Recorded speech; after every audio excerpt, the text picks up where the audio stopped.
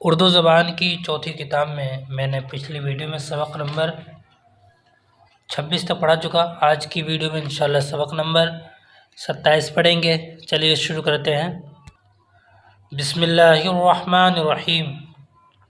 آسمان اور تارے، اگر تیری قدرت کی کاریگری نہ کرتی سمجھ بوجھ کر رہبری، تو وہ سر پٹکتی ہی رہتی مدام، طلب میں بھٹکتی ہی رہتی مدام۔ بنائی ہے تو نے یہ کیا خوب چھت، کہ ہے سارے عالم کی جس میں کھپت۔ یہ سقف کہن ہے ابھی تک نئی، اسے دیکھتی یوں ہی دنیا گئی۔ زمیں پر گئیں کتنی نسلیں گزر، رہی اس کی ہیئت پہ سب کی نظر۔ اسے سب نے پایا اسی ڈھنگ پر، اسے سب نے دیکھا اسی رنگ پر۔ عجب ہے یہ خیمہ رسن ہے نہ چوب، ہمیشہ مصفا ہے بے رفعت و رعب۔ نہ در ہے نہ منظر نہ کوئی شگاف، ادھر سے ادھر تک ہے میدان صاف۔ کہیں جوڑ ہے اور نہ پیوند ہے، جدھر دیکھیے اس طرف بند ہے۔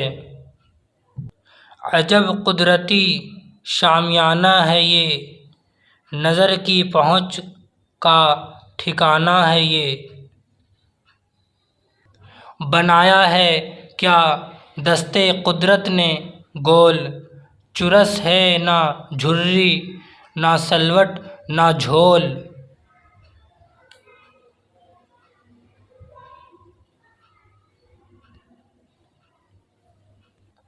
یہ تارے جو ہیں آتے جاتے ہوئے، چمکتے ہوئے جگمگاتے ہوئے، نظر آ رہے ہیں عجب شان سے، ہیں لٹکے ہوئے سقف ایوان سے۔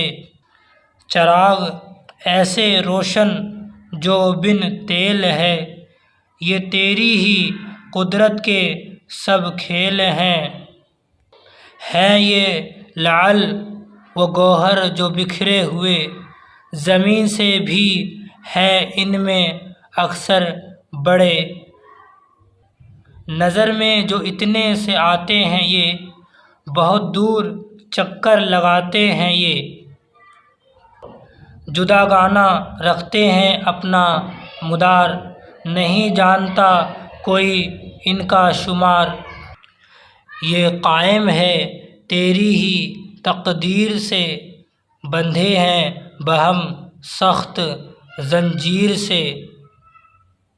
وہ زنجیر کیا ہے کشش باہمی، نہ اس میں خلل ہو نہ بیشی کمی۔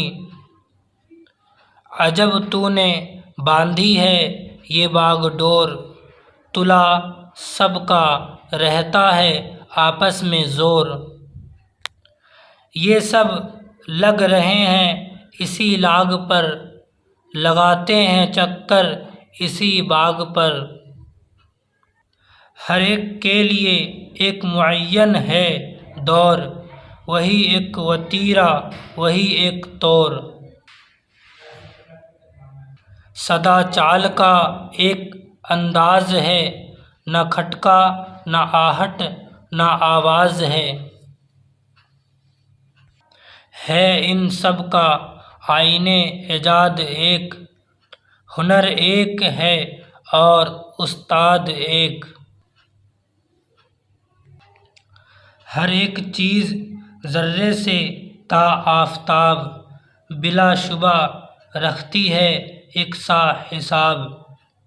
ہے ذروں میں خورشید کی سی صفات، ہے خورشید بھی ذرہ کائنات۔ حقیقت میں ہے یاں دو رنگی کہاں، جہاں ذرہ ہے اور ذرہ جہاں، اب یہ معنی پڑھیں گے۔ رہبری کا مطلب ہے راستہ دکھلانا۔ کوہن کا مطلب ہے پرانا یا قدیم۔ رفت و رعب، رفت کا مطلب ہے جھاڑو دینا، ٹھیک ہے۔ ایوان کا مطلب ہے محل۔ خورشید کا مطلب سرخ، مدام یعنی ہمیشہ۔ رسن کا مطلب ہے رسی۔ منظر کا مطلب ہے نظارہ۔ مدار کائنات کا مطلب ہے دنیا کا ٹھہراؤ۔